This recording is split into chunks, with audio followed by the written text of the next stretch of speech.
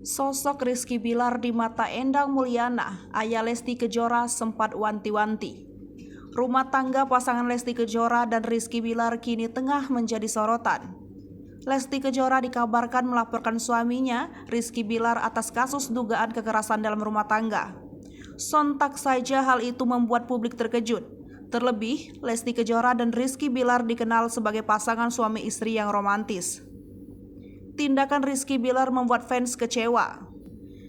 Sama halnya pun ayah Lesti Kejora. Dulu Endang Mulyana sudah wanti-wanti ke Bilar sang menantu. Endang Mulyana memberikan pesan khusus kepada Rizky Bilar setelah resmi menikah dengan Lesti Kejora pada 19 Agustus 2021 lalu.